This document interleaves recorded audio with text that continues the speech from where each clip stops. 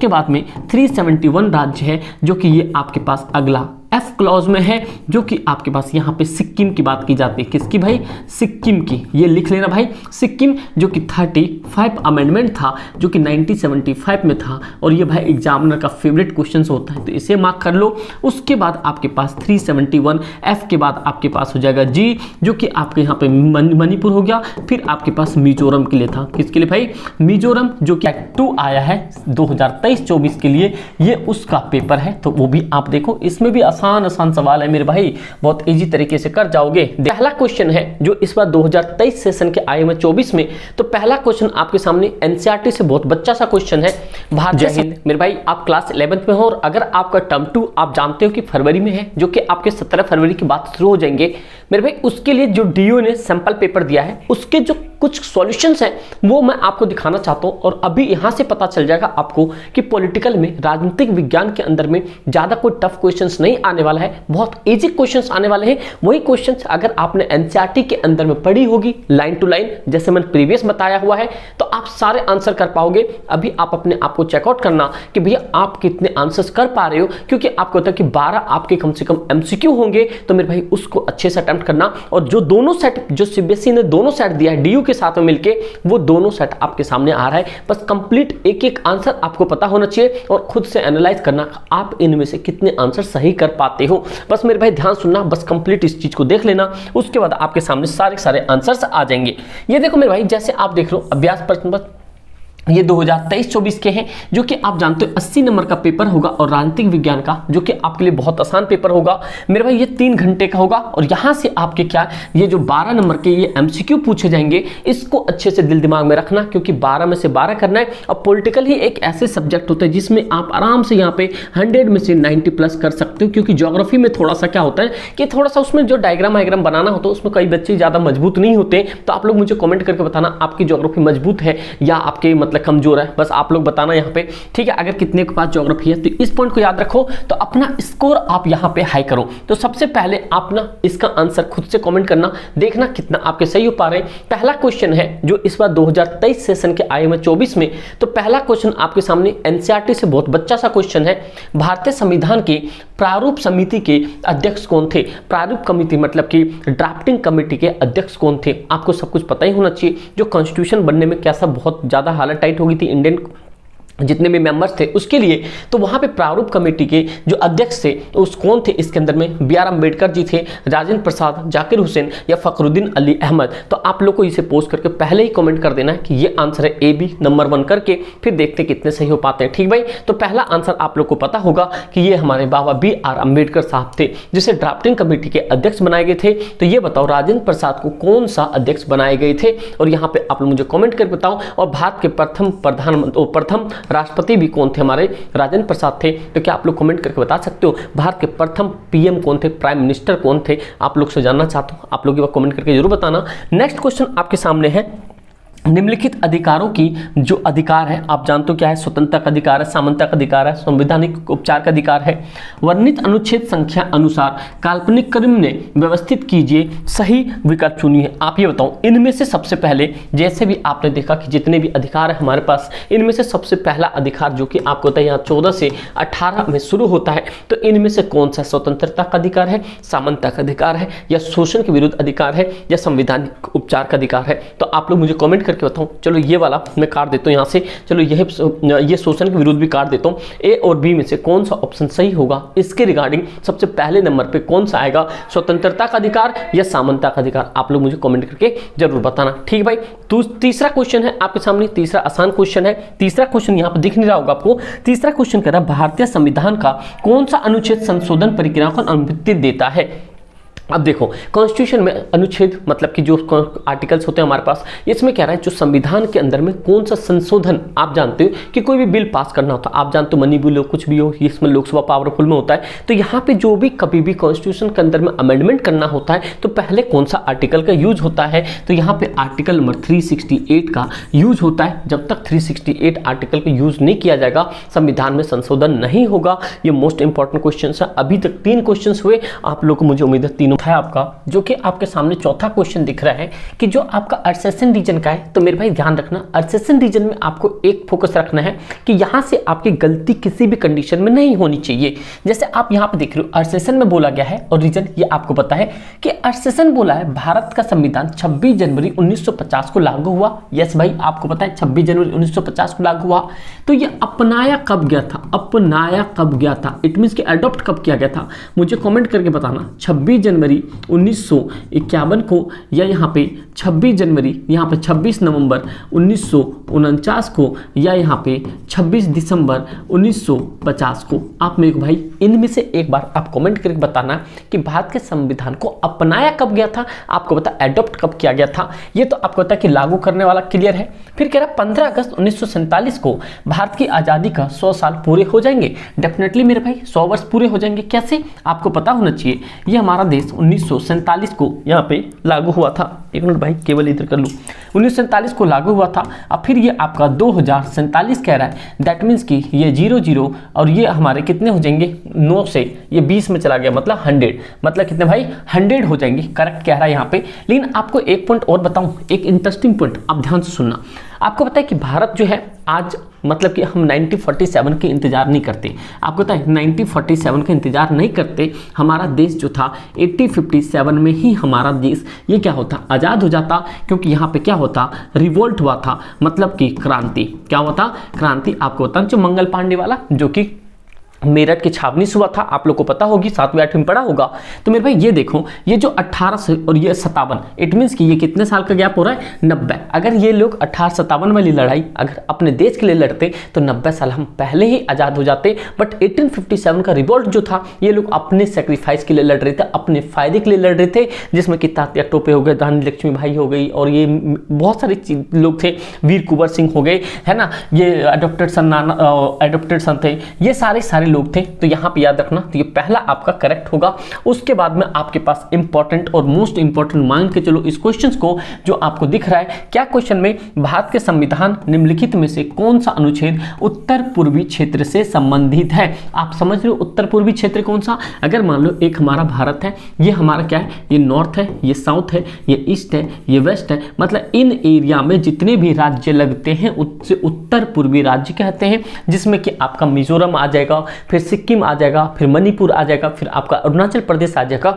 ये सारे और ये सेक्शन बहुत ही ज़्यादा इंपॉर्टेंट है। देखो ध्यान से, ये पॉइंट समझ गए। यहाँ पे ये कहना चाह रहा है कौन से भारत के संविधान में इनको जो उत्तर पूर्वी क्षेत्र है किन आर्टिकल के अंदर रखा गया है। 371, 372, 373, ये 374। मेरे भाई ये रखा गया आपके पास 371, लेकिन इसके अंदर में क्लाउज रखा गया। कैसे क्लाउज, एक पॉइंट याद रखो, जब ये क्वेश्चन यहाँ पे पूछा गया है तो दैट मीन्स कि वेरी वेरी इंपॉर्टेंट क्वेश्चन है।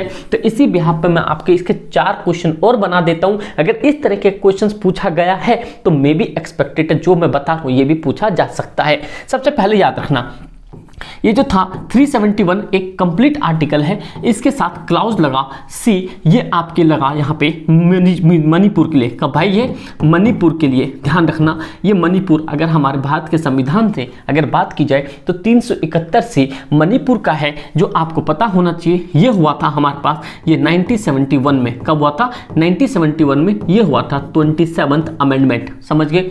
फिर उसके बाद में 371 राज्य है, जो कि ये आपके पास अगला एफ क्लॉज में है, जो कि आपके पास यहाँ पे सिक्किम की बात की जाती है। किसकी भाई, सिक्किम की। ये लिख लेना भाई, सिक्किम, जो कि 35 अमेंडमेंट था, जो कि 1975 में था। और ये भाई एग्जामिनर का फेवरेट क्वेश्चन होता है, तो इसे मार्क कर लो। उसके बाद आपके पास 371 एफ के बाद आपके पास हो जाएगा जी, जो कि आपके यहाँ पे मणिपुर हो गया। फिर आपके पास मिजोरम के लिए था। किसके लिए भाई, मिजोरम, जो कि आपको यहाँ पे बता दूं ये 53, आई थिंक 53, इसका अमेंडमेंट तो कंप्लीट याद नहीं है, बट मुझे इतना पता है 1986 में हुआ था। ठीक है भाई, ये पॉइंट समझ गए। उसके बाद 371 एच हुआ था, जो कि आपके पास यहाँ पे अरुणाचल प्रदेश के लिए था। किसका भाई, अरुणाचल प्रदेश के लिए था। ये भी आपके, अच्छा ये 53 अमेंडमेंट था भाई, और ये 55th अमेंडमेंट था 1986 में। तो ये आप याद रखो, क्योंकि ये मोस्ट इंपॉर्टेंट है, क्योंकि यहाँ से क्वेश्चंस बन सकते हैं। तो मेरे भाई समझ गए। अगर भाई आपको अच्छा लग रहा हो तो प्लीज़ लाइक जरूर करना। इसी तरह के आपके पास क्लास 12th में तो भाई धुआं कर देंगे, टेंशन मत लो। लो, अब फाइनल के लिए भी रेडी रहो। आप लोग 17 फरवरी के बाद कभी भी एग्जाम शुरू हो सकता है, ठीक है, ये मेरा एक्सपेक्टेशन है। ठीक भाई, अगला क्वेश्चन देखते हैं। फिर अगला क्वेश्चन आपके सामने है, ये मार्टिन लूथर किंग जूनियर किस देश से संबंधित थे? तो मार्टिन लूथर जो थे मेरे भाई, ये जर्मनी से संबंधित थे और इसका जन्म हुआ था 10 नवंबर 18 समथिंग था, 1873 ऐसे ही करके था, लेकिन 10 नवंबर फिक्स था। लेकिन यहाँ पे डेट ऑफ बर्थ नहीं पूछा है, सीधा जर्मनी पूछा है, बस ये याद रखना। फिर यहाँ पे एक थिंकिंग बेस्ड क्वेश्चन है, अनीता मुंबई में घरेलू नौकरानी के रूप में काम कर रही है, वह राजस्थान से आई है। ठीक है भाई, ये लिख लिया होगा भाई आप लोगों ने। वह निम्नलिखित में से किस श्रेणी में आ सकती है? दैट मीन्स कि देखो, कोई भी पर्सन है एक जगह से दूसरी जगह जाता है काम करने के लिए, तो उसे क्या कहते हैं? निवासी। ये तो कभी मतलब ही नहीं है। अनिवासी, ये भी कोई मतलब नहीं। प्रवासी, स्थानीय। स्थानीय तो नहीं हो सकता क्योंकि वहां पे रहने वाले लोग को स्थानीय कहते हैं। ये नाम क्या होगा आपका? प्रवासी, जो कि एक जगह से दूसरी जगह आपको पता है काम धंधे के तलाश में जाते हैं। समझे मेरे भाई? नेक्स्ट क्वेश्चन है, ये जगन है श्रीलंका में गृह युद्ध के कारण वहां से केरल पहुंचे हैं, निम्नलिखित में से कौन सा वर्ग उन पे लागू होगा? ये भाई देखो, निवासी भी नहीं होगा, अनिवासी भी नहीं होगा, ये परवासी भी नहीं होगा, ये शरणार्थी होगा जो भी एक जगह से दूसरी जगह चले गए। ठीक है, और अभी तक का जो आप कहोगे मोस्ट इंपॉर्टेंट, तो मेरे भाई ये इस तरह के सवाल आपके किसी भी कॉम्पिटिटिव एग्जाम में दिखेगा कि भारत के अंदर में निम्नलिखित किसने डिस्कवरी ऑफ इंडिया, भारत एक खोज की किताब की मतलब लेखक थे? तो आपको है महात्मा गांधी। ये हिंद स्वराज के लेखक थे। इसका आंसर है ये जवाहरलाल नेहरू। तो आपको पॉइंट पता होना चाहिए कौन थे? पंडित जवाहरलाल नेहरू। और हिंद स्वराज की किताब किसने लिखी थी? महात्मा गांधी ने लिखी थी। कब लिखी थी? और ये लिखा था आपको 9 जनवरी। कब मेरे भाई? 9 जनवरी 1915 को। और ये लौट रहे थे कहां से? क्या आप लोग कमेंट करके बताओगे गांधी जी कौन से देश से लौट रहे थे जब इन्होंने सबसे पहले हिंद स्वराज की किताब लिखी थी? आप लोग को पता है, अगर क्लास 10th में सही से पढ़ा है तो गांधी जी 9 जनवरी 1915 को किस देश से लौट रहे थे? आप सभी को कमेंट होना चाहिए। देखते कितने मार्क्स से नहीं पढ़ने वाले। ठीक है भाई, ये पॉइंट समझ गए।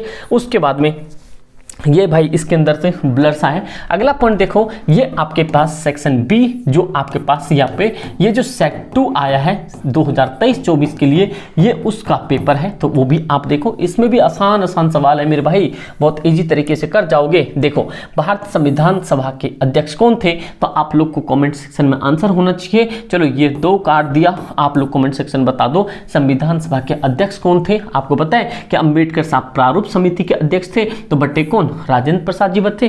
तो क्या आप लोग मुझे कमेंट करके बता सकते हो डॉक्टर राजेंद्र प्रसाद जी भारत के पहले राष्ट्रपति थे, बट आपको बताओ ये किस राज्य से बिलोंग करते थे? यहाँ पे यूपी से, या यहाँ पे बिहार से, या यहाँ पे पंजाब से? बताओ भाई, क्या आप लोग कमेंट करके बता सकते हो किस राज्य से वो लोग हमारे जो राजेंद्र प्रसाद थे बिलोंग करते थे?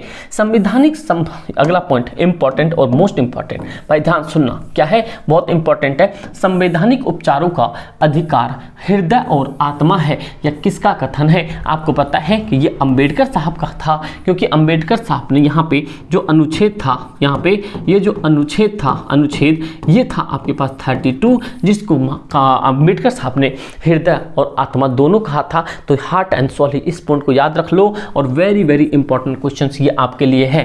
भारतीय संविधान का अनुच्छेद 368 निम्नलिखित में किससे संबंधित है? आप लोग का कॉमेंट सेक्शन में आंसर होना चाहिए। ये राज्य का दर्ज के लिए नहीं, मौलिक अधिकार के लिए नहीं, इन दोनों में से आप लोग कमेंट करके बताओ किस में होगा, सी या डी? आप सभी को कमेंट चाहिए। उसके बाद में भारत के अगला क्वेश्चन है, भारत का संविधान कब अपनाया गया? आपको पता है, अभी आपने ऊपर क्वेश्चन भी देखा होगा। तो मेरे भाई ये बताओ सबसे पहले कि आप एक चीज देख पा रहे हो, ये जो सेट 2 के अंदर में वही क्वेश्चंस पूछ रहे हैं, घुमा फिरा के क्वेश्चंस पूछ रहे हैं जो आपके सेट 1 में थे। ये सारे सवाल देख सकते हो, इतना हलवे हलवे सवाल है, ऊपर आपने सारा चीज देख लिया। उसके बाद चलते हैं मेरे भाई फिर से अगेन, ये अनुच्छेद 370 आपको होता है जम्मू कश्मीर के लिए है। तो कहाँ गया भाई? ये 370 जम्मू कश्मीर के लिए है, जो कि अगस्त, यहाँ पे अगस्त 2019 में इसको मतलब कि इस पे हटा दिया गया था।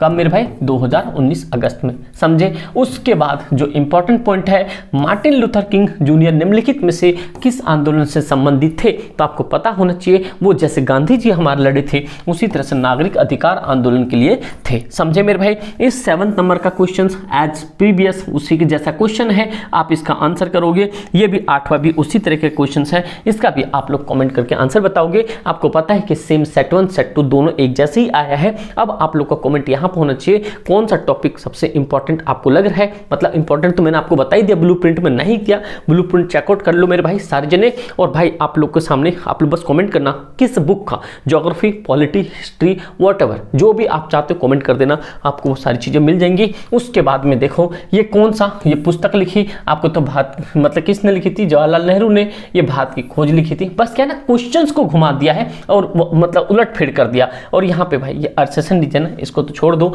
बस इसी तरह के क्वेश्चंस है आपके सामने। और ये ज़्यादा अब यहाँ से इस तरह के क्वेश्चंस आपके बन सकते हैं जो सूची वाले हैं। यहाँ पे आपको एक ही चीज़ याद रखना है, अगर इस तरह के क्वेश्चन सपोज करो आपको नहीं आता है बट आप आंसर लगा सकते हो। देखो कैसे, ऑप्शन एलिमिनेशन मेथड से। ये देखो क्यूबेकाइस, बाकस, कुर्द, तमिल, आपको इसमें से मिलाना है। तो आपने 10वीं में पढ़ा है तमिल किससे रिलेटेड है, श्रीलंका से रिलेटेड है। तो अब ये देखो डी वाले का 1 ऑप्शन किस किस में, ये देखो डी का 4 हटा दो, डी का 4 इसे भी हटा दो, डी का 1 इसमें है, डी का 1 इसमें। दैट मीन्स कि बी और यहाँ पे डी, इन दोनों में से ही कोई ना कोई आंसर सही होगा।